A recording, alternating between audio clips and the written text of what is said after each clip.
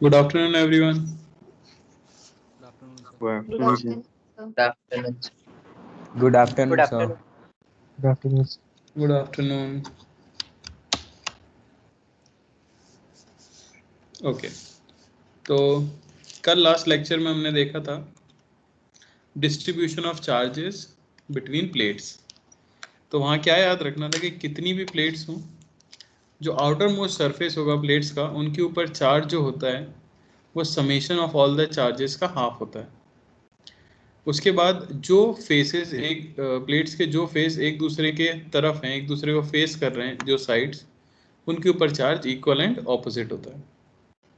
तो ये 2 पॉइंट्स याद रखने थे आपको, इन्हीं के ऊपर क्वेश्चन कर लेते हैं। ओके चलो, तो question find charge on each face of the plates.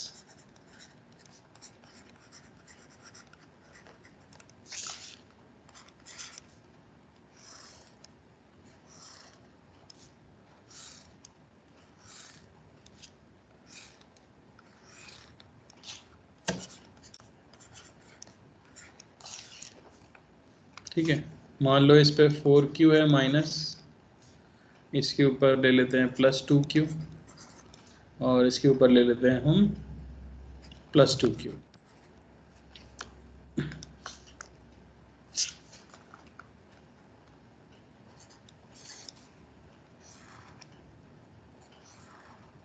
हो गया सर।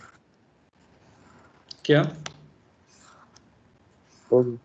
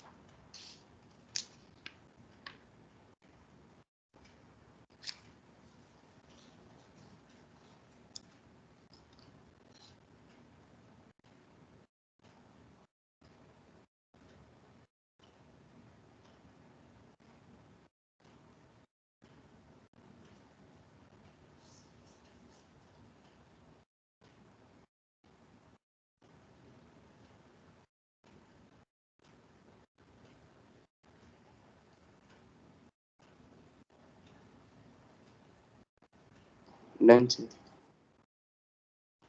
हो गया सर।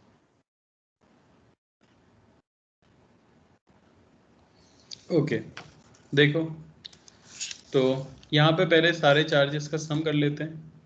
तो वो हो जाएगा हमारे पास, आउटर मोस्ट पे अगर देखें 0 बिल्कुल, तो -4Q +2Q +2Q बाई 2, यानी ये हमें मिल गया 0। तो यहाँ 0 चार्ज होगा, यहाँ भी 0 चार्ज होगा, सारा चार्ज यानी कि अंदर आ जाएगा। -4Q equal opposite +4Q, total होना चाहिए +2Q, तो यहाँ आएगा -2Q, और यहाँ बचा हुआ सारा चार्ज +2Q। ये हमें आंसर मिल जाएगा। एक और ट्राई कर लो। कर लिया सबने? फोर्थ भी, सेकंड भी? Yes Q minus Q plus. तो कुछ खास नहीं है, Q + 3Q -2q plus 2q bye 2 यानी कि 2q। तो आउटर मोस्ट के ऊपर चार्ज आ गया 2q। यहाँ 2q है, टोटल होना चाहिए q, तो यहाँ आ जाएगा -q, यहाँ हो जाएगा आपका +q, यहाँ q है, यहाँ आ जाएगा 2q, यहाँ -2q, तो यहाँ आ जाएगा हमारे पास 0 और यहाँ भी आ जाएगा 0। सही था ना सबका? Yes. Yes. चलो, तो ये हो गया distribution of charges on the faces of plates facing each other. कुछ खास नहीं है, मेनली इलेक्ट्रिक फील्ड को हमने क्या किया था, 0 किया था। अब इसके बाद देखो एक टॉपिक और बचता है हमारे पास पोटेंशियल एनर्जी में, ठीक है ना, जो कि है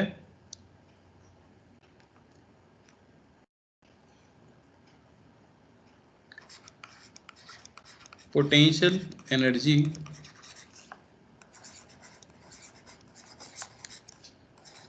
ऑफ अ डाइपोल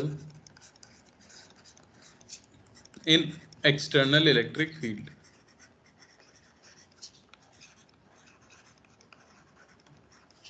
तो अभी तक पोटेंशियल एनर्जी का सिर्फ एक फॉर्मूला देखा था हमने, K Q1 Q2 bye R, जो कि सिस्टम की इंटरेक्शन एनर्जी हमें बता देता है। तो सेम चीज यहाँ पे करनी है। मान लो कि किसी रीजन में इलेक्ट्रिक फील्ड है E,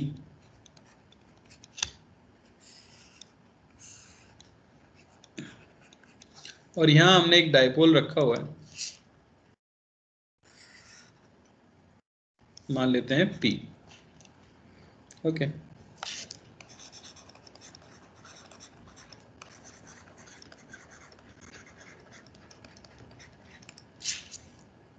कुछ एंगल होगा इलेक्ट्रिक फील्ड के साथ थीटा। तो हमें बताना है कि इस समय डाइपोल के अंदर क्या कोई पोटेंशियल एनर्जी होगी। तो ऐसा सोच के देखो कि ये डाइपोल इस समय पर क्या स्टेबल है, क्या इसी तरह से रह जाएगा? नहीं सर, ये इलेक्ट्रिक फील्ड की तरह मूव करे।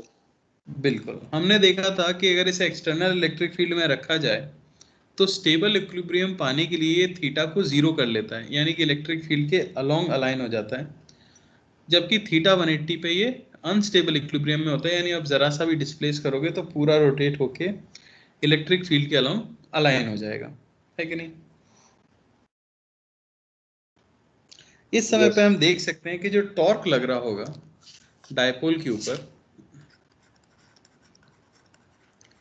टॉर्क ऑन डाइपोल, उसका फॉर्मूला मैं पहले ही निकाल चुका हूं। टॉर्क की वैल्यू हमें मिलेगी P क्रॉस E, यानी टॉर्क को मैं कह सकता हूं यह है PE साइन थीटा। इस केस के लिए देखें तो यहाँ पे फोर्स F इस तरह से आएगा, यहाँ पे फोर्स F इस तरह से आएगा क्योंकि नेगेटिव चार्ज है, और टॉर्क की डायरेक्शन आप देखोगे तो इनटू द प्लेन आएगी। यहाँ पर मैं इस डाइपोल को थीटा एंगल से थोड़ा सा रोटेट कर देता हूं डी थीटा एंगल से, इस तरह से, ठीक है ना। तो हम यहाँ पे देख सकते हैं जो डायग्राम हमने बनाया है उस हिसाब से फॉर फिगर शोन टॉर्क ये जो आ रहा है ये इनटू द प्लेन आ रहा है, और छोटा सा जो डिस्प्लेसमेंट किया गया है, स्मॉल एंगुलर डिस्प्लेसमेंट,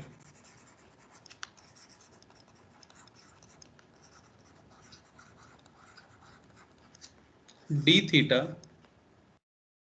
वो कैसे है, आउट ऑफ द प्लेन है। आप देख सकते हो ऑपोजिट डायरेक्शन में मैंने उसे हल्का सा घुमा दिया। तो यहाँ पे छोटा सा वर्क डन जो किया जाएगा, वर्क डन बाय टॉर्क, इसी टॉर्क का अगर मैं वर्क डन लिखूं dw, तो उसकी वैल्यू हमें कितनी मिल जाएगी, टाउ डॉट डी थीटा। तो टाउ तो है हमारे पास PE sine theta into D theta, और इंटू दोनों के बीच का एंगल क्या है, 180 डिग्री, क्योंकि एक इंटू द प्लेन है, एक आउट ऑफ द प्लेन है। तो dw इसे मैं कह सकता हूँ पीई माइनस आ गया बाहर sine theta into D theta. Clear है? यस। तो अगर change in electric potential energy, change in electric potential energy of dipole को कैलकुलेट किया जाए, ठीक है ना, तो आप बता सकते हो कि चेंज इन पोटेंशियल एनर्जी जो आएगा you final minus you initial, ये इक्वल हो जाना चाहिए किसके? Negative of work done. ठीक है ना, छोटा सा डी डब्ल्यू, ये छोटा सा चेंज इन पोटेंशियल एनर्जी आएगा हमारे पास।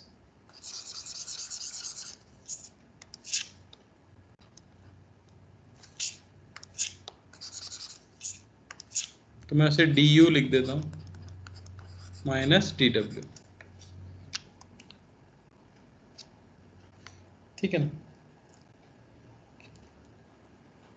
तो मान लो if the angle initially is 90 degree, initially अगर हम एंगल 90 डिग्री मान लेते हैं इलेक्ट्रिक फील्ड के साथ, and finally angle is theta, तो आप कह सकते हो कि चेंज इन पोटेंशियल एनर्जी यानी U at theta minus U at 90 degree, ये इक्वल होना चाहिए integration of PE sine theta d theta from 90 degree to theta, है कि नहीं? इसे अगर हम ओपन करेंगे तो हमें मिलेगा U theta minus U at 90 degree, this will be equal to minus PE cos theta, क्योंकि कॉस 90 तो क्या हो जाएगा 0। ये आपको क्या दिया हुआ है बेसिकली? पी डॉट ई दिख रहा है कि नहीं? P dot E. अब आप सोच रहे हो कि मैंने 90 डिग्री क्यों लिया क्यों 90 डिग्री ही लिया? तो at theta is equal to 90 degree, क्या आप बता सकते हो कि सिस्टम की पोटेंशियल एनर्जी कितनी होगी? बोलो।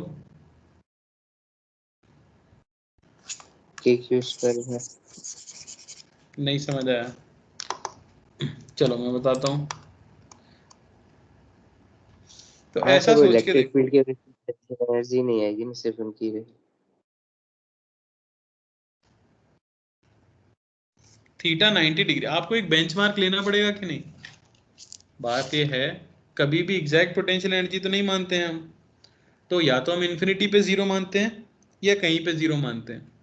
ठीक है, तो बात यह है कि जब वर्टिकल रहेगा डायपोल, उसके एक साइड पे तो cos थीटा पॉजिटिव होता है और एक साइड पे cos थीटा नेगेटिव होता है। इसके लिए कन्वीनियंस के लिए कह दिया जाता है if at theta is equal to 90 degree potential energy की वैल्यू अगर आप जीरो मान लेते हो, तो आप कह सकते हो कि potential energy of a dipole at any angle theta is minus P dot E.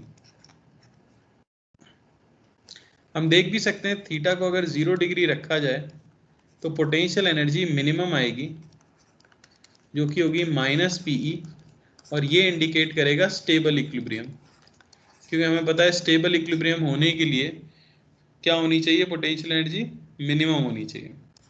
Similarly theta 180 degree पर पोटेंशियल एनर्जी मैक्सिमम आएगी, वैल्यू होगी प्लस पीई, और ये होगा आपका अनस्टेबल इक्विलिब्रियम, अनस्टेबल।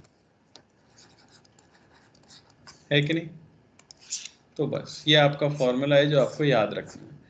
टॉर्क होता है P क्रॉस E, डायपोल की पोटेंशियल एनर्जी होती है माइनस P डॉट E। तो थोड़ा ऊपर स्क्रॉल कर सकते हैं।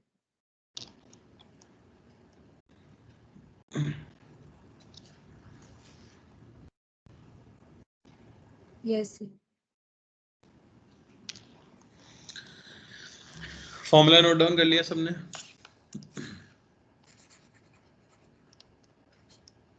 ठीक है। A very small light rod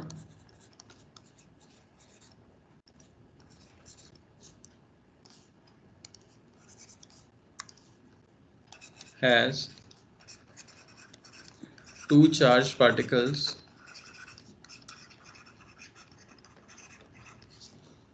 A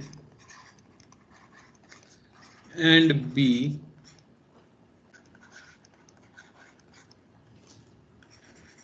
attached to its ends.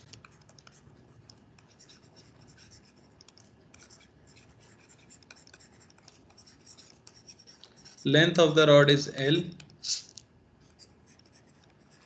The rod is placed in constant electric field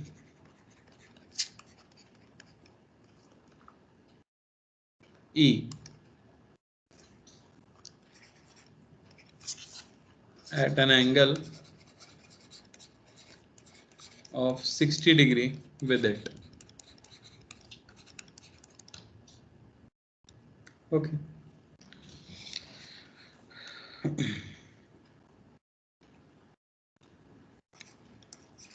If the rod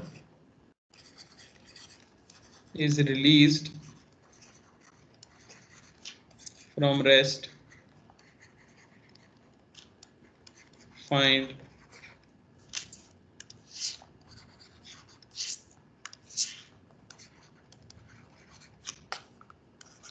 maximum potential, maximum angular velocity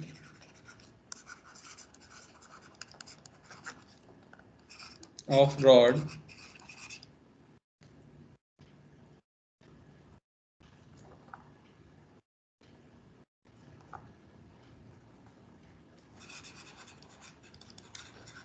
during subsequent motion.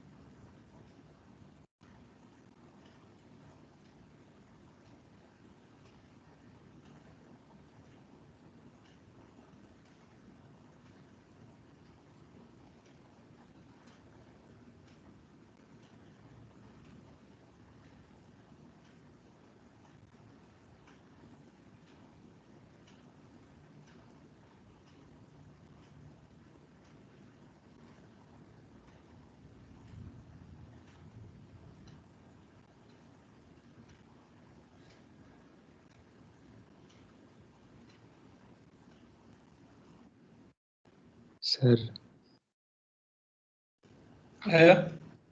Yes, sir.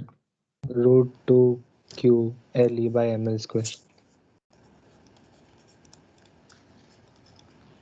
तो देखो,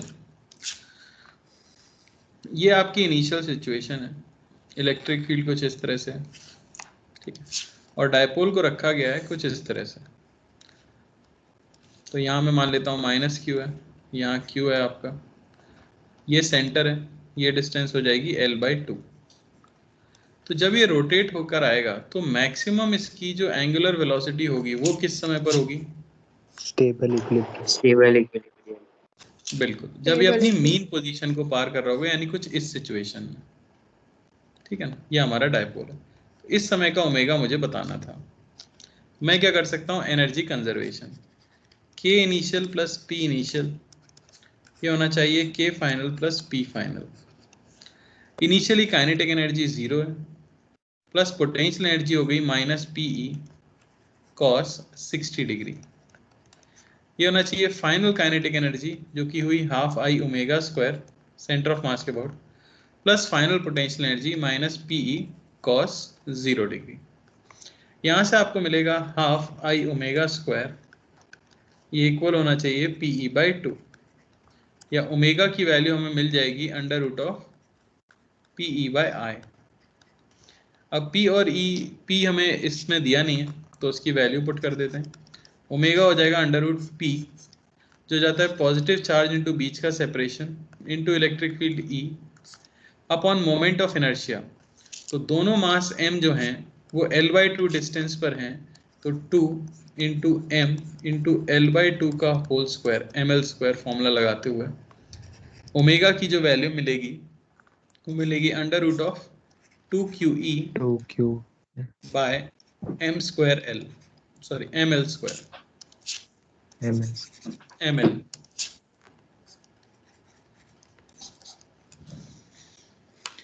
clear हुआ?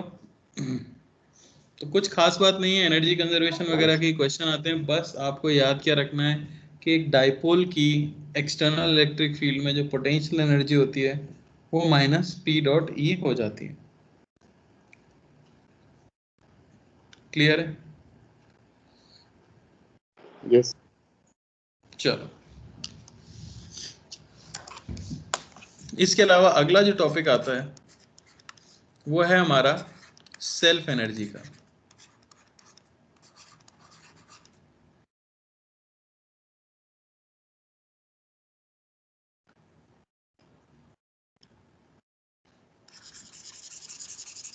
या उससे पहले देख लेते हैं हम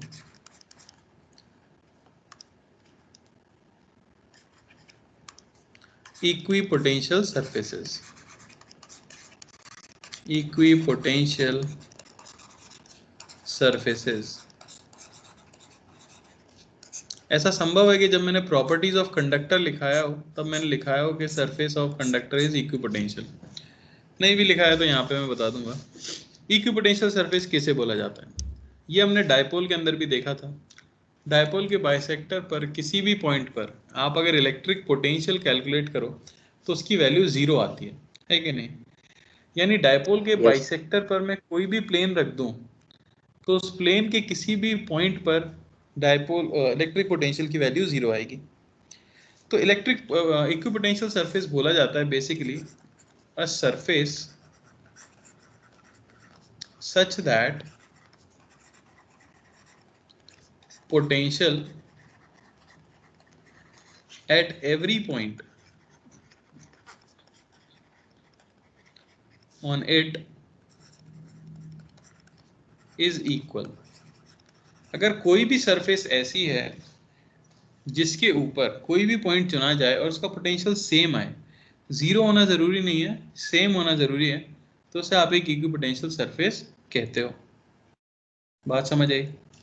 अच्छा, यहाँ पे एक चीज बता दी जाती है कि surface of a conductor is always equipotential। Equipotential, ये आपको याद रखना है। और इसका याद रखने का एक तरीका भी है। आपको पता है अगर मेरे पास एक कंडक्टर है और उसकी सरफेस पे मैं कोई चार्ज एक जगह पे रख दूं तो वो चार्ज क्या करता है, खुद को यूनिफॉर्मली डिस्ट्रीब्यूट कर लेता है। स्प्रेड हो जाएगा। हाँ, पूरे पर यूनिफॉर्म डिस्ट्रीब्यूशन आ जाता है। अच्छा, वो चार्ज अब रेस्ट पे आ जाता है कि मूव करता रहता है कंटिन्यूअसली? मूव करता रहेगा। Move रेस्ट पे आ करेगा। जाता है। मूव तो इलेक्ट्रॉन्स अंदर कर रहे हैं, वो बात सही है, पर हम जब शो करते हैं तो अब हम सरफेस पे चार्ज को क्या बता देते हैं? कांस्टेंट। हम सरफेस पे चार्ज की डेंसिटी को क्या बता देते हैं? कांस्टेंट। तो अगर सरफेस पे पोटेंशियल डिफरेंस होता तो सारे चार्ज को हाई पोटेंशियल से लो पोटेंशियल फ्लो करना चाहिए था, लेकिन क्योंकि सरफेस पे चार्ज यूनिफॉर्मली डिस्ट्रीब्यूटेड है, इसका मतलब ये कह सकता हूं कि चार्ज को कुछ फर्क नहीं पड़ रहा वो कहाँ है, क्योंकि हर जगह का पोटेंशियल क्या है? सेम है। क्लियर है? अगला पॉइंट, इलेक्ट्रिक फील्ड की डायरेक्शन में जाने पर पोटेंशियल सर डिक्रीज मतलब होता है, हमें ये पता है। क्या हुआ? सर चार्ज मतलब यूनिफॉर्मली डिस्ट्रीब्यूटेड है इसलिए इक्विपोटेंशियल है। नहीं बेटा, इक्विपोटेंशियल है इसलिए यूनिफॉर्मली डिस्ट्रीब्यूटेड है। ओके। हाँ, अब आपको ये पता है कि इलेक्ट्रिक फील्ड की डायरेक्शन में चलने पर पोटेंशियल डिक्रीज होता है, और इलेक्ट्रिक फील्ड की डायरेक्शन के ऑपोजिट चलने पर पोटेंशियल इंक्रीज होता है। तो पोटेंशियल को सेम रखते हुए अगर मैं मूव करना चाहूं तो मुझे कैसे मूव करना चाहिए? परपेंडिकुलर। परपेंडिकुलर टू तो इलेक्ट्रिक। सेकंड इनके बारे में यही पॉइंट आ जाता है कि equipotential surfaces are always perpendicular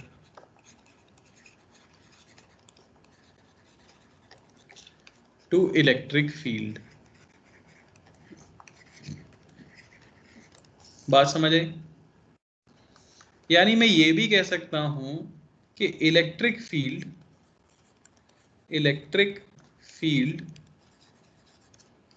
always strikes the surface of a conductor orthogonally, यानी कि at 90 डिग्री, क्योंकि surface of any conductor is an equipotential surface. तो इलेक्ट्रिक फील्ड लाइन कभी भी सरफेस को स्ट्राइक करे कंडक्टर की तो वो उसके ऊपर 90 डिग्री पर ही स्ट्राइक करनी चाहिए। बात समझ आई? अभी कुछ एग्जांपल देखेंगे तो समझ आएगा आपको। जैसे सबसे पहले मैं कहूं इक्विपोटेंशियल सरफेस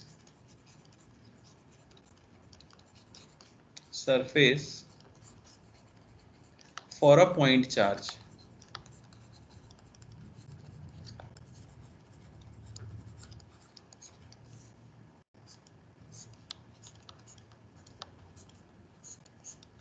ठीक है ना?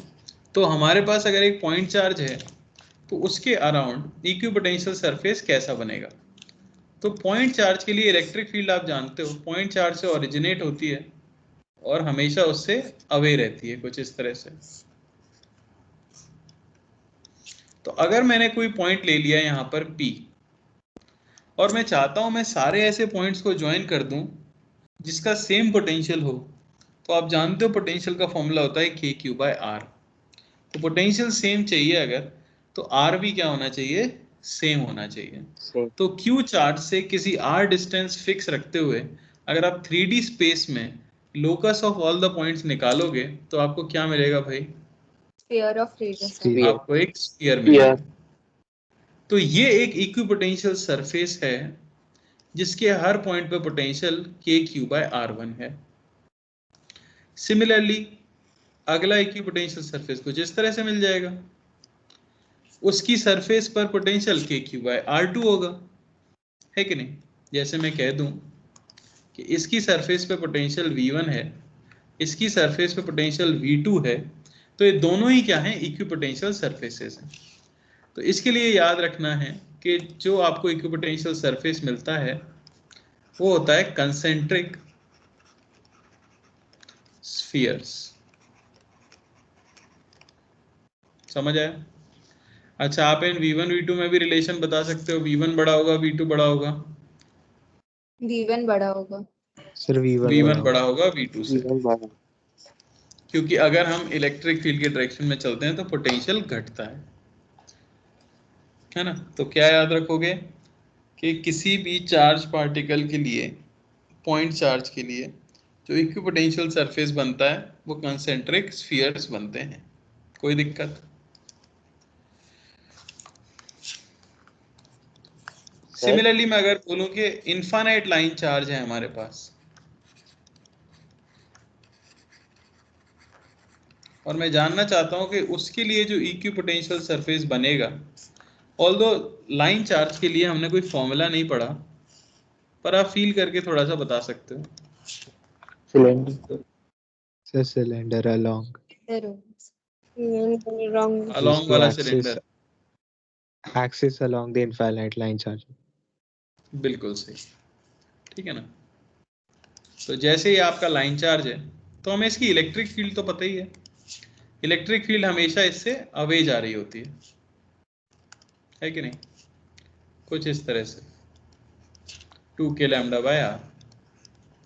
तो अगर मुझे कोई ऐसा शेप चाहिए जो कि इससे परपेंडिकुलर हो और 3D में हो, ऐसा सिर्फ 2D में नहीं हो रहा होगा, ऐसा 3D में हो रहा होगा, तो जो इकलौता शेप आप चूज कर सकते हो वो आता है एक सिलेंडर जिसकी एक्सिस के ऊपर ये लाइन चार्ज लाई कर रहा है। समझ आया? कुछ इस तरह से इलेक्ट्रिक फील्ड लाइंस परपेंडिकुलर है, तो मैं क्या कह दूंगा इसके लिए जो हमें मिलता है वो मिलते हैं कंसेंट्रिक सिलेंडर्स। थोड़ी फील आ रही है किस तरह से पता लगाते हैं? चलो तीसरा मैं अगर आपसे बोलूं कि इनफाइनाइट शीट है या प्लेट है हमारे पास, उसके लिए कैसा इक्विपोटेंशियल सरफेस आएगा? उससे पैरेलल एक शीट टाइप होगी। देखो बिल्कुल सही। तो इसके लिए फील्ड लाइंस इस तरह से होती हैं, इलेक्ट्रिक फील्ड यूनिफॉर्म आती है, देखा है कि नहीं? इस तरह से कुछ। तो अगर आपको एक इक्विपोटेंशियल सरफेस चाहिए जो कि इससे परपेंडिकुलर हो, तो आपको क्या करना होगा? इसी तरह का एक सरफेस इमेजिन करना होगा। तो हम इसके लिए क्या कह देते हैं? Plane equipotential surface.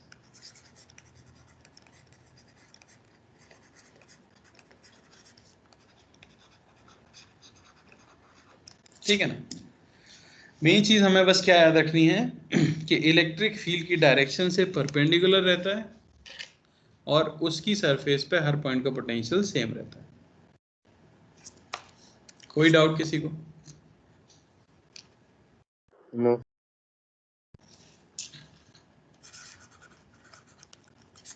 ठीक है। तो अब ये क्वेश्चन जेई में आया हुआ है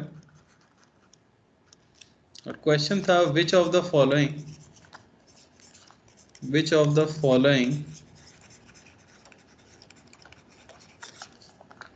may represent a conductor in external electric field.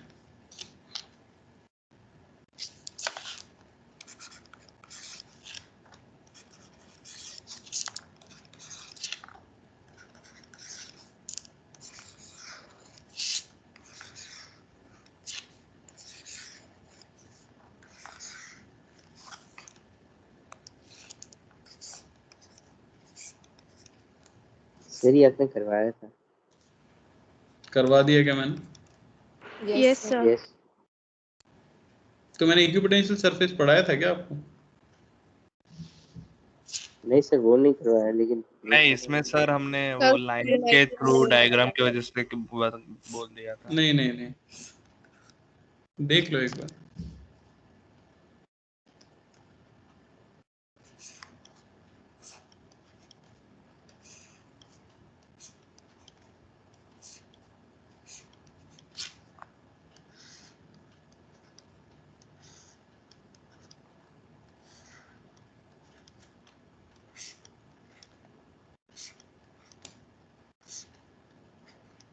बताइए। सर सी सी होगा, ऑप्शन। सब सी कह रहे हैं, सर डी भी हो सकता और मल्टीपल चॉइस भी हो सकता है क्योंकि ये तो जेई एडवांस्ड है, तो 2 आंसर भी सही हो सकते हैं, 4 आंसर भी सही हो सकते हैं। इन्होंने कहा which of the following may represent, बताइए। सी एंड डी हो सकता। श्योर? सर सी होगा। बस सी होगा बस। सी होगा बस। तो सबने भारी बेइज्जती कर दी है ए और बी की, तो ठीक है। और उसका कारण क्या है? कारण यह है कि ई इनसाइड कंडक्टर हमेशा, चाहे कुछ भी हो जाए, चाहे कुछ भी हो जाए, 0 होनी चाहिए। तो नो फील्ड लाइंस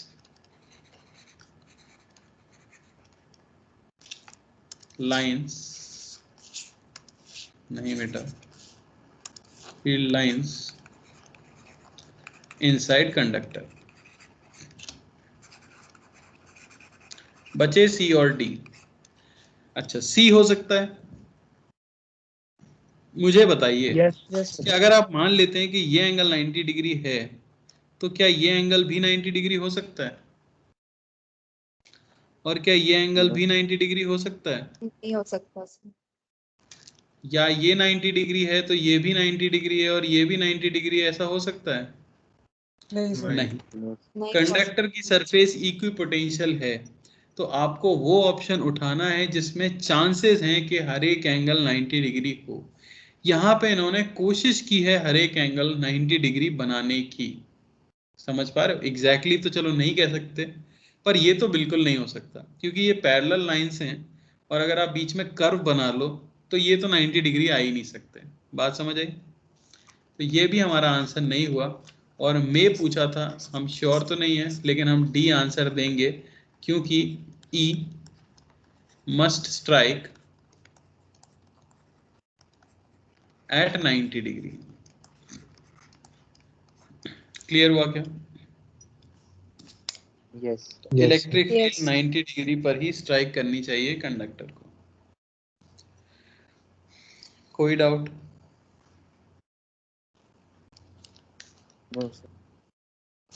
बढ़िया।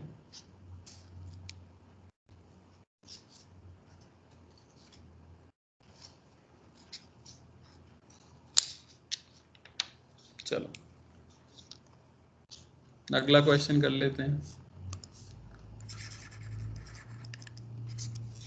जो कि है find the magnitude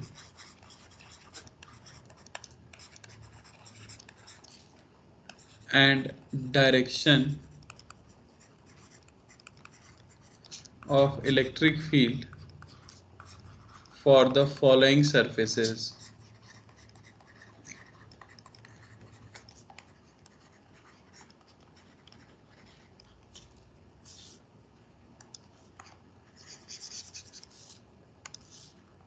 For the following equipotential surfaces.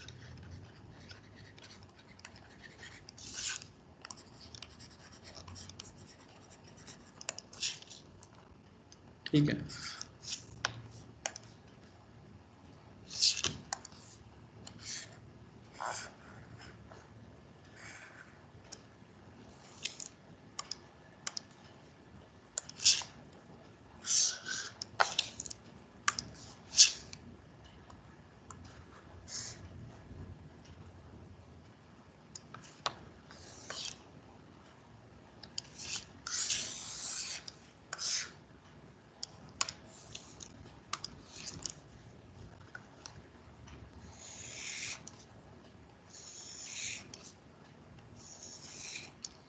ठीक है, इस तरह से आपको दिया गया है कि यह है 10 वोल्ट, यह है 20 वोल्ट, यह है 30 वोल्ट, ये 0, ये y एक्सिस, ये x है इन सेंटीमीटर, ओके, ये x इज इक्वल टू 10 है, ये 20 है, ये 30 है।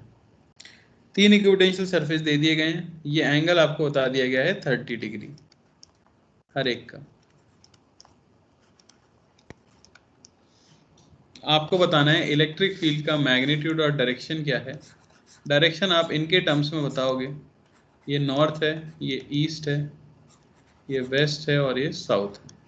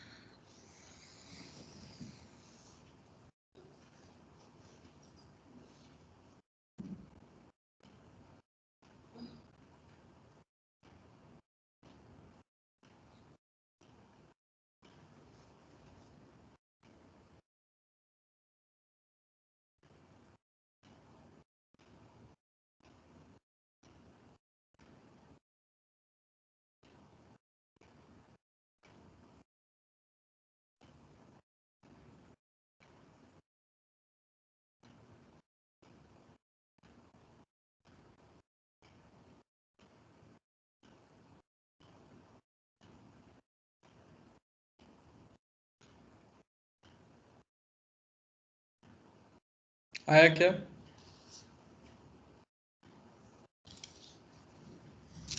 आया किसी का?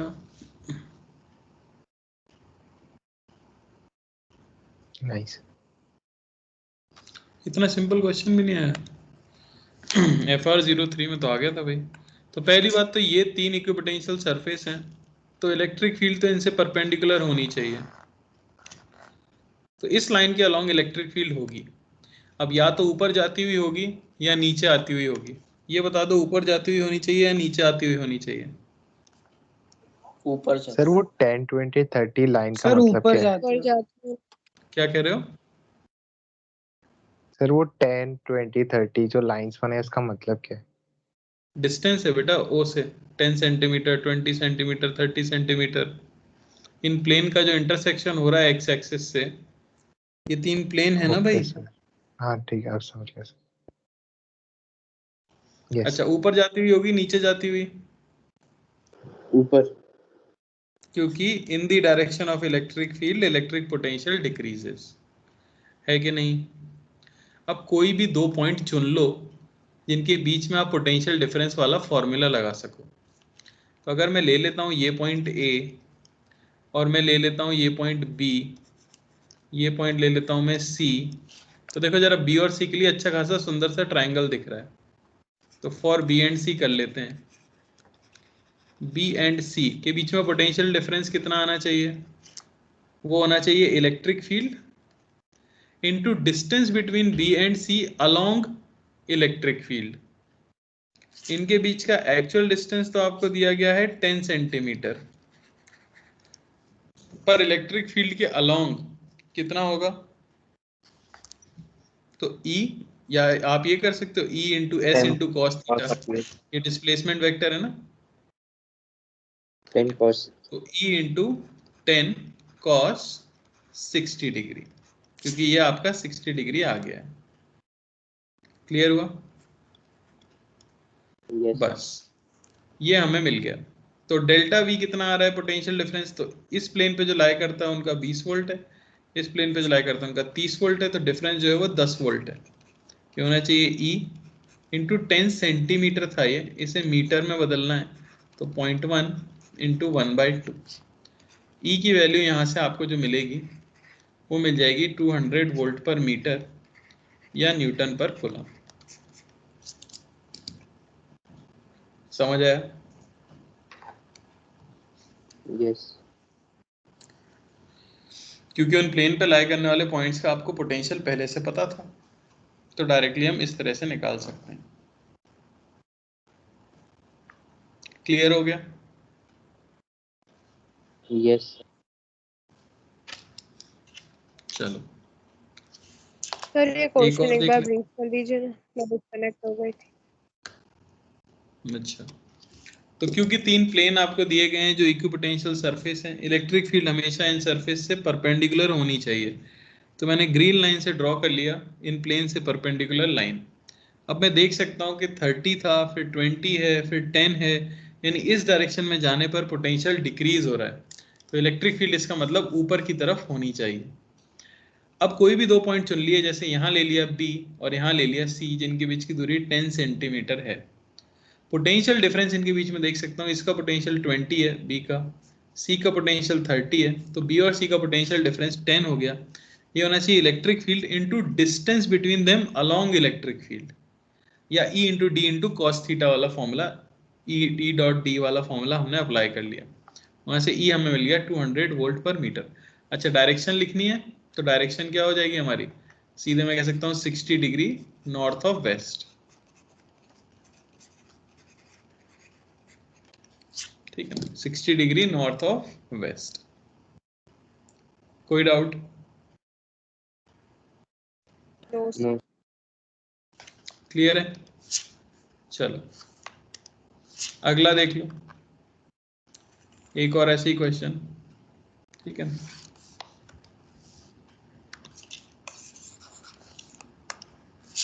तो इस बार इक्विपोटेंशियल सरफेस जो दिए गए हैं वो हेमिस्फीयर्स दिए गए हैं।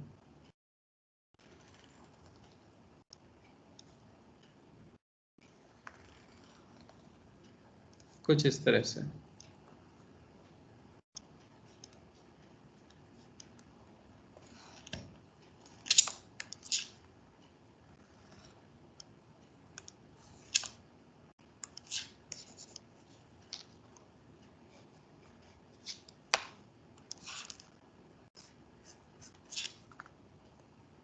ठीक है ना।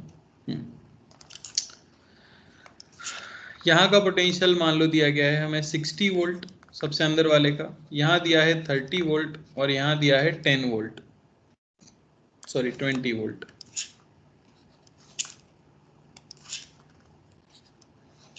ओके, ये जो रेडियस है ये है आपकी 10 सेंटीमीटर,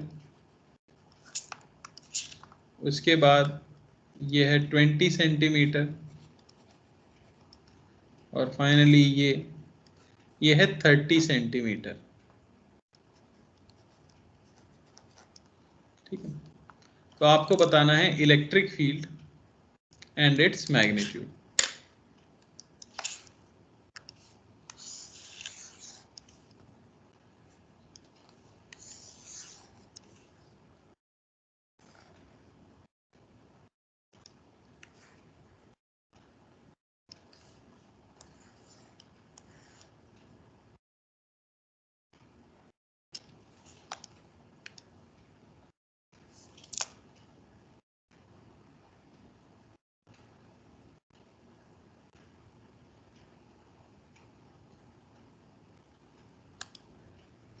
तो इस बार पहले तो मुझे बताओ इलेक्ट्रिक फील्ड कांस्टेंट है या नहीं है? नहीं नहीं है सर। नहीं नहीं सर, नहीं है। क्योंकि आप देख सकते हो हर 10 सेंटीमीटर पे सेम अमाउंट से नहीं घट रहा है, इसका मतलब इलेक्ट्रिक फील्ड कांस्टेंट नहीं है। अच्छा, किसकी वजह से इक्विपोटेंशियल सरफेस है ये, किस शेप की वजह से? सर एक पॉजिटिव चार्ज। सर सेंटर पे कोई चार्ज होगा। पॉइंट एक चार्ज। पॉइंट चार्ज पॉइंट होगा, चार्ज तो होगा। आप इमेजिन कर लो पॉइंट चार्ज Q और फिर ट्राई करो। आपको फील्ड और पोटेंशियल का फॉर्मूला तो पता ही है।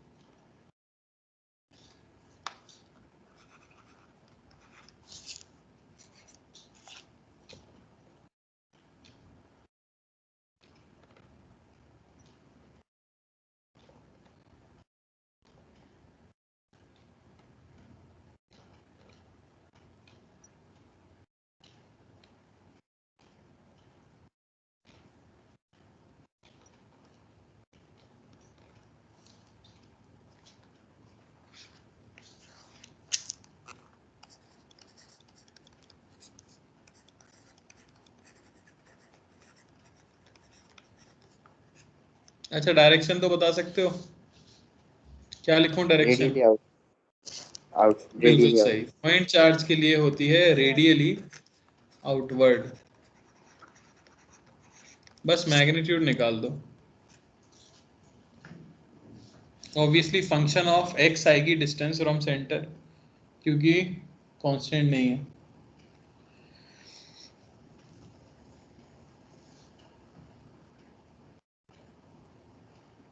सर सरफेस ए से जो इलेक्ट्रिक फील्ड आएगी वो 600 आएगी।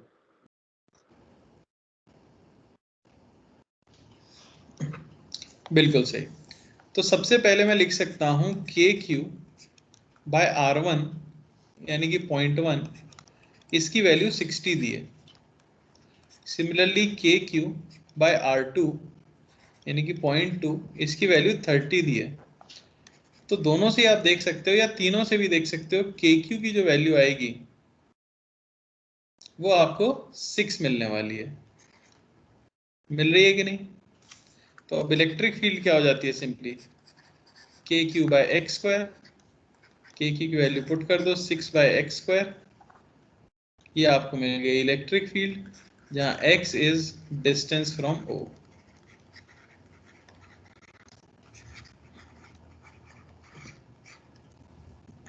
दोनों क्वेश्चन HC वर्मा के हैं। कोई डाउट किसी को? नो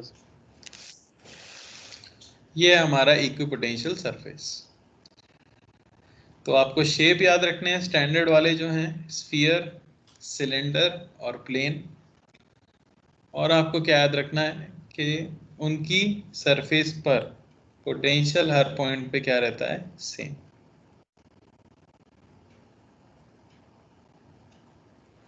ओके चलो एक क्वेश्चन और कर लेते हैं। Find work done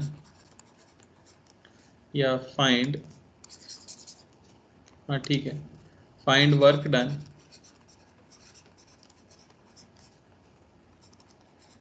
in moving a charge q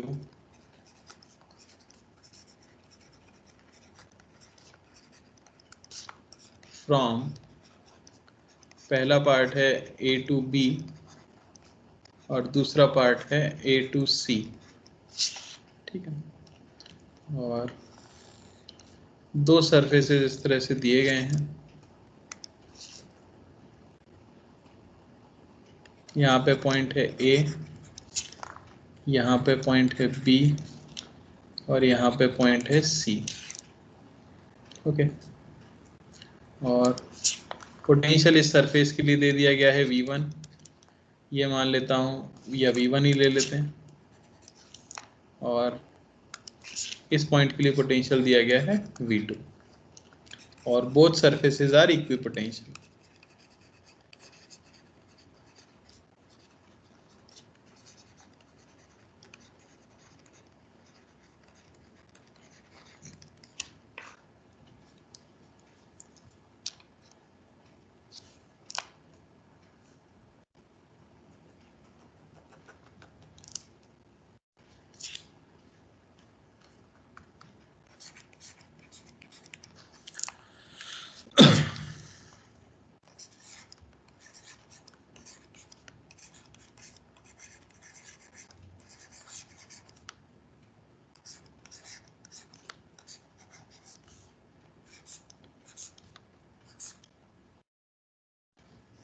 जल्दी से बोल दो भाई, इसमें टाइम नहीं लग सकता। ए टू बी तो 0 आएगा। बिल्कुल, work done from A to B, ये 0 आ गया। क्यों? क्योंकि वर्क डन ये इक्वल होता है चेंज इन पोटेंशियल एनर्जी, और ये इक्वल होता है charge into change in potential, ठीक है ना? Yes sir. तो A और B का पोटेंशियल सेम है, इस वजह से वर्क डन क्या आ गया? 0। Similarly work done from A to C, इसे आप सिंपली क्या कह सकते हो? V2 minus Q into V1 minus V2। कोई दिक्कत? नो। चलो एक और छोटे से टॉपिक की ओर चलते हैं जिसे कहा जाता है सेल्फ एनर्जी। तो अभी तक आपने सुना है पोटेंशियल एनर्जी या इंटरेक्शन एनर्जी, दोनों एक ही बात होती है। तीसरी है सेल्फ एनर्जी। ठीक है, तो ये भी वही है। इसे आप कह देते हो work done in creating a charged object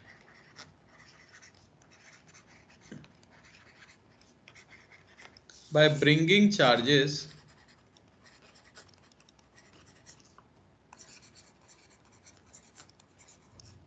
from infinity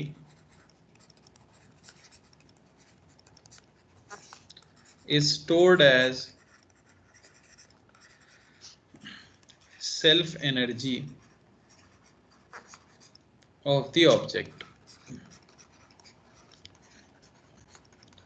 तो जैसा कि हमने पढ़ा था कि कोई चार्ज मान लो Q1 है और आप इन्फिनिटी से कोई चार्ज Q2 लेके आओगे तो आपको कुछ वर्क करना पड़ेगा, है ना। तो वो चीज कहलाती थी, क्योंकि ये दो डिस्क्रीट पार्टिकल्स थे, तो वो चीज कहलाती थी इन दोनों की पोटेंशियल एनर्जी या इस सिस्टम की इंटरेक्शन एनर्जी। हमने देखा था। पर मान लो कि हमारे पास एक ऑब्जेक्ट है, ठीक है ना, जिसपे की चार्ज है, तो इसे बनाने के लिए भी तो एक एक करके हम चार्ज लेके आए होंगे और तब हमने ऑब्जेक्ट क्रिएट की होगी। तो इसे क्रिएट करने में जितनी एनर्जी लगी होगी उसे कह देंगे इसकी सेल्फ एनर्जी। बात समझ आई?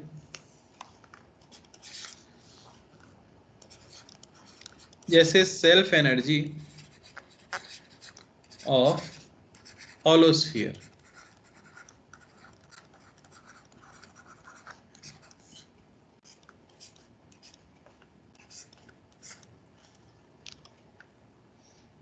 तो हमारे पास क्या है, एक हॉलोस्फीयर है, ओके, और उसके ऊपर कुछ चार्ज Q यूनिफॉर्मली डिस्ट्रीब्यूटेड है।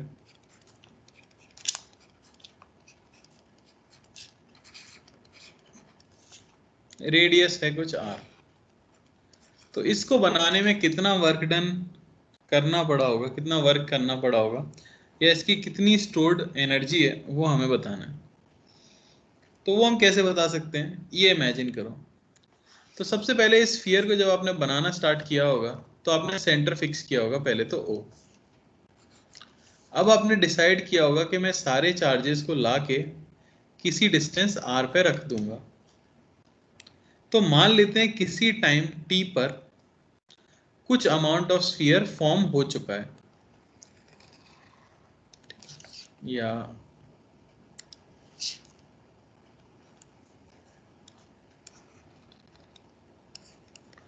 ये स्फीयर हमें फॉर्म करना है,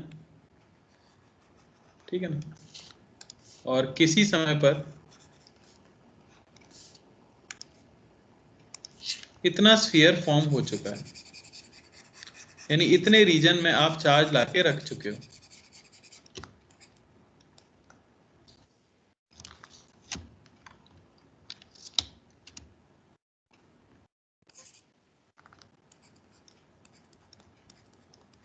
तो ये कुछ चार्ज होगा स्मॉल q, ये आपका इन्फिनिटी है, यहाँ पे चार्ज का भंडार है। आपने क्या किया, यहाँ से छोटा सा dq चार्ज उठाया और लेकर आकर यहाँ रखने की कोशिश की। तो dq चार्ज को यहाँ रखने में जो हमें छोटा सा वर्क डन करना पड़ेगा dw, क्या उसको मैं सिंपली कह सकता हूँ dq इंटू पोटेंशियल। अगर ये पॉइंट का नाम A दे दें तो पोटेंशियल एट A, क्योंकि जो change in potential energy of dq है उतना ही तो आपको वर्क करना पड़ेगा। अरे बात समझ आ रही है कि नहीं? Yes sir. तो ये हमारा वर्क डन। यहाँ हम मैग्नीट्यूड की बात कर रहे हैं सर। तो dq इंटू पोटेंशियल कितना होगा A पर, तो स्फीयर की सरफेस पर, क्योंकि ये एक कंडक्टर है, समझ आ रही है ना बात, और आप Q चार्ज दे चुके हो जो कि इसकी सरफेस पे आ चुका है इस तरह से, ठीक है ना। तो इसकी सरफेस का पोटेंशियल क्या होगा,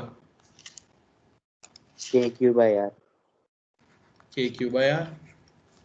तो टोटल एनर्जी या टोटल वर्क के लिए मैं क्या कर सकता हूं? इंटीग्रेशन ऑफ dW यानी integration of KQ/R into DQ। Initially charge 0 था, फाइनली चार्ज कैपिटल Q होगा, ठीक है ना। यही वर्क एनर्जी के अंदर स्टोर होगा, वहां से हमें सेल्फ एनर्जी का फॉर्मूला मिलता है KQ²/2R, या लोग याद रखते हैं Q²/8πε0R, आपको भी याद रखना।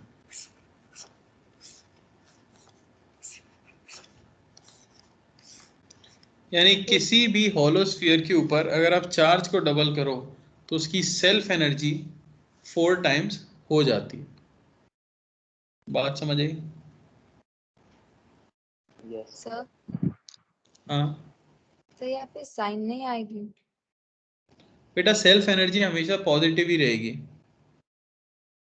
Q² है इसके अंदर, देख भी सकते हो आप, कभी नेगेटिव नहीं आती, क्योंकि ये है स्टोर्ड एनर्जी इसके अंदर, इसको क्रिएट करने में। सर समझ आया?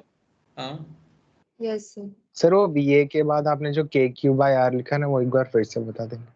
KQ/R potential on the surface है। स्फीयर की सरफेस का पोटेंशियल KQ/R होता है। उस टाइम पे मैंने माना कि सरफेस के ऊपर स्मॉल q चार्ज आ पाया था। ओके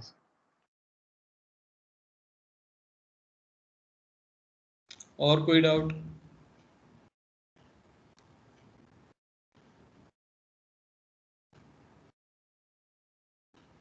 सर मतलब जितना चार्ज हम लोग धीरे धीरे ला रहे हैं वो पूरे स्फीयर के अक्रॉस डिस्ट्रीब्यूट हो रहा है, इसलिए KQ हाँ, बाय। चार्ज कर रहे हो ना आप, तो स्फीयर में डिस्ट्रीब्यूट तो हो रहा है, पर ये माना है कि अभी पूरी तरह से चार्ज नहीं आ पाया है। तो मैंने मुझे डॉटेड स्फीयर से शायद कंफ्यूज हो गए आप लोग, ठीक है। नहीं सर आ गया। मैं बना देता हूँ एक और स्फीयर।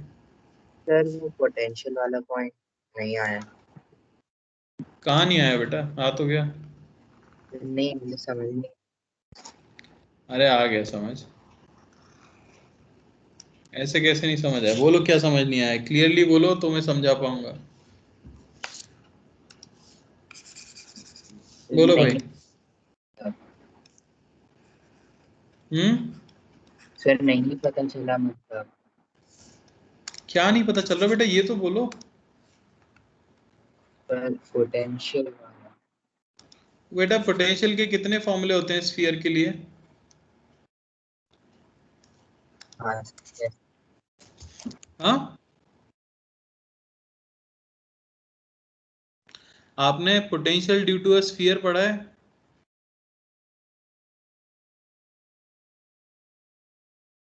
अरे हाँ है ना, तो बोलो। पढ़ा है? yes. हाँ यस। तो मुझे बताइए कि कितने केस लिखाए गए थे उसमें? 3 होलो स्फीयर के लिए कितने केस लिखाए थे?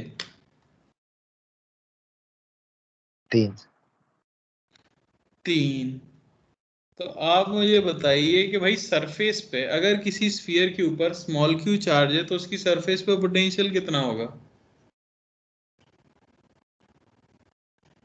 साहिल, आवाज आ रही है भाई? yes, क्या? yes. तो बोलो ना, बोलोगे नहीं तो मैं परेशानी होऊंगा ना, बस बोलो। सर KQ है। KQ/R। और पोटेंशियल एनर्जी चार्ज की क्या होती है?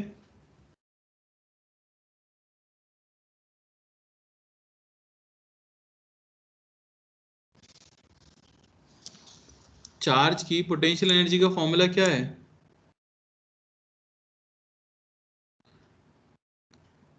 साहिल, तुमने फॉर्मूले की नोटबुक बनाई है? यस सर, बट अभी थोड़ा बाकी है, मतलब बीच में थोड़ा एब्सेंट हो गया था मैं। बेटा किसकी गलती है ये? Yes sir. किसकी है? बोलो तो यस सर। क्या क्या पता तुम मेरी कह रहे हो? नहीं सर, मेरी का नहीं है ना। तो देखो, आपको फॉर्मूले नहीं याद है। मैंने क्या बोला था आपसे शुरुआत में, एक बात माना भी तो करो। पोटेंशियल एनर्जी होती है चार्ज इनटू पोटेंशियल। अब ए पॉइंट का जो पोटेंशियल है वो है के क्यू बाय आर। आपने अभी बोला सरफेस का पोटेंशियल, क्योंकि अभी तक क्यू चार्ज आ पाया है, और अब डी क्यू चार्ज लेके आए हो, तो इस डी क्यू चार्ज की पोटेंशियल एनर्जी कितनी होगी, डी क्यू इंटू सरफेस का पोटेंशियल। ये छोटा सा वर्क डन आपको करना पड़ा, इसी को मैंने इंटीग्रेट किया है। समझ आ रहा है? Yes yes. तो जो मैंने स्टार्टिंग में कहा था कि अगर फॉर्मूले नहीं आएंगे तो ऐसा लगेगा चैप्टर नहीं आता, वही चीज है बस। ठीक है ना? चलो, तो for the following system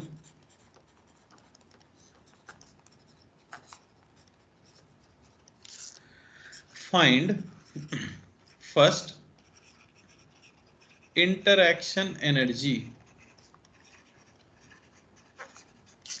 of A and B, और दूसरा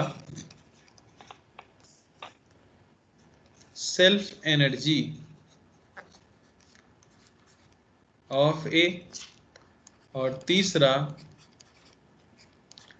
total potential energy of system. ये तीन चीजें पूछ रहा हूं एक सेटअप देके, जिसमें कि एक तो हमारे पास हॉलो स्फीयर है,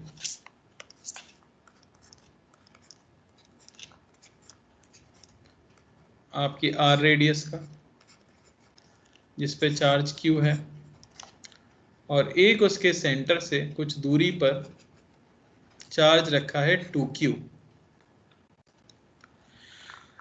जिसकी सेंटर से डिस्टेंस है मान लो 3r। फटाफट से आंसर देना।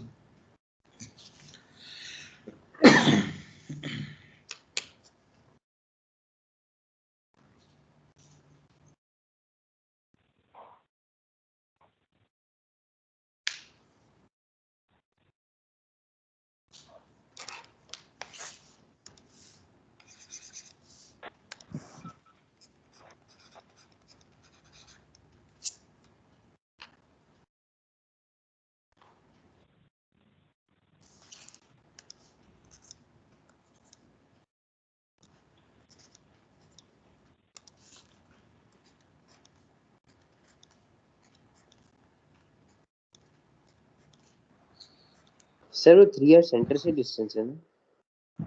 हाँ भाई,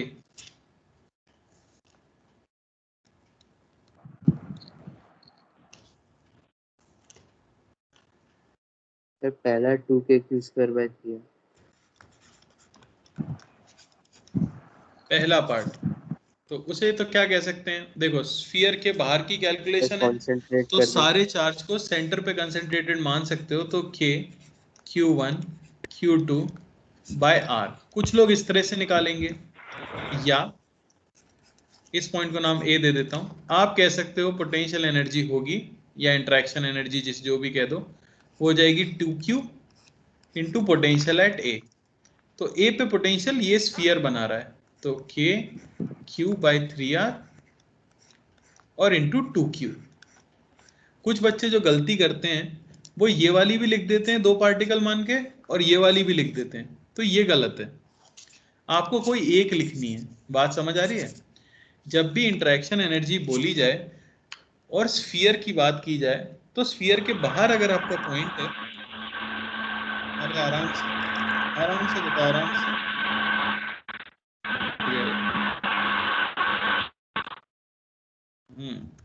ठीक है, स्फीयर के अगर बाहर का पॉइंट है तो स्फीयर के सारे चार्ज को सेंटर पे कंसंट्रेटेड मान के 2 पार्टिकल सिस्टम वाला फॉर्मूला लगा सकते हो, या स्फीयर की वजह से पोटेंशियल लिखो और दूसरे के चार्ज से मल्टीप्लाई करो, तो हो गया ना उनका इंटरेक्शन, वो हो गई इंटरेक्शन एनर्जी। कंफ्यूज मत होना, दोनों नहीं लिखनी होती कभी। Yes sir. ए की सेल्फ एनर्जी बोली जाए, अब यहाँ ए से गड़बड़ हो जाएगी, इसे नाम दे देते हैं पॉइंट पी। अच्छा, ए की सेल्फ एनर्जी हॉलो स्फीयर है, ठीक है ना, दिया नहीं था मैंने पर आप सब समझ गए होंगे शायद। तो वो हो गया q² k² बाय 2r। और तीसरा टोटल पोटेंशियल एनर्जी कभी भी पूछी जाए तो टोटल पोटेंशियल एनर्जी इसमें आपको लिखनी होती है इंटरेक्शन एनर्जी, यानी कि के Q into 2q by 3r और प्लस सारी सेल्फ एनर्जीज के क्यू स्क्वायर बाई 2r। अरे बात समझ आई क्या? यस बोलो भाई, क्लियर है? यस सर पॉइंट हाँ, सर पॉइंट चार्ज का सेल्फ एनर्जी क्यों नहीं होता? पॉइंट चार्ज का सेल्फ एनर्जी क्योंकि उसका वॉल्यूम 0 मानते हैं ना, तो उसके खुद के ऊपर पोटेंशियल नॉट डिफाइंड आ जाता है। यहाँ तो स्फीयर की सरफेस पे पोटेंशियल डिफाइंड आया है, समझे? Yes sir. और बोलो डाउट।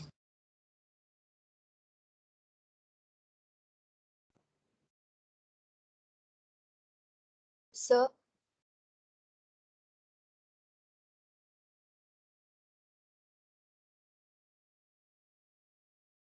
हाँ भाई, और कोई डाउट? सर हाँ सर आपने वो पोटेंशियल एनर्जी के फर्स्ट या सेकंड लेक्चर में वो बताया था ना, जिसमें वो स्विचेस वाला होता है और हमको पोटेंशियल डिफरेंस से इक्वेट करके करना होता है, हाई टू लो। हाँ, इससे पिछले लेक्चर में। सर उसमें एक्चुअली मैंने अटेंड नहीं किया था, तो उसमें मुझे बस ये जानना था कि वो मतलब डायरेक्शन कैसे डिसाइड हुआ, वो आपकी मुझे मर्जी, कुछ फर्क नहीं पड़ेगा। आप लेफ्ट टू राइट ले लो, आप राइट टू लेफ्ट ले लो, बस याद रखना जिसमें से चार्ज निकल रहा है उसके टोटल चार्ज में से माइनस क्यू करो और जिस पे चार्ज पहुंच रहा है उसके चार्ज में प्लस क्यू करो। फाइनली दोनों का पोटेंशियल इक्वल करो, जो भी साइन के साथ आए पुट कर दो, आंसर आ जाएगा। ठीक है, ओके यस। डायरेक्शन हमारी चॉइस है। और कोई डाउट? नो चलो ठीक है, फिर यहीं पे एंड करेंगे। कल इसके ऊपर क्वेश्चन होंगे और आएगी self energy of solid sphere, ठीक है ना, और जी छोटे मोटे टॉपिक्स हैं वो सब खत्म करेंगे। तो मोस्ट प्रोबेबली नेक्स्ट या उसके अगले लेक्चर में इलेक्ट्रोस्टैटिक्स खत्म हो जाएगा। काफी बड़ा चैप्टर था, ठीक है ना, लगभग 20 लेक्चर लग गए। ओके, चलो, thank you everyone, bye. Thank you sir. Thank you sir, bye. Thank you. Thank you, sir.